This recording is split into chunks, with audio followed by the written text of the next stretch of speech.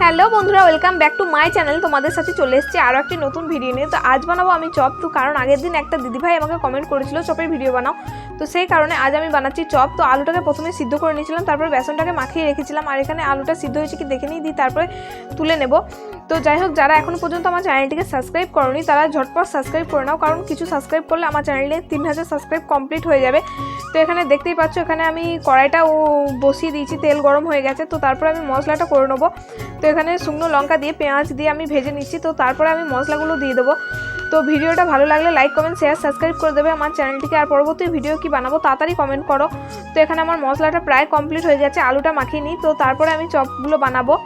তো দেখতে থাকো ভিডিওটা। তো দেখতে পাচ্ছ আমার আলু এখানে হয়ে গেছে। তো তারপরে আলুটাকে আমি কড়াই থেকে নামিয়ে নিলাম, কড়াইটা পরিষ্কার করে আবার উনুনে বসিয়ে দিলাম তেল গরম করতে, কারণ এবার আমি চপগুলো ভেজে নেব। আর চপগুলো সত্যি বলতে খুবই সুন্দর হয়েছিল, হেভি টেস্টি হয়েছিল। তো দেখতে পাচ্ছ এখানে আমার চপগুলো খুবই সুন্দর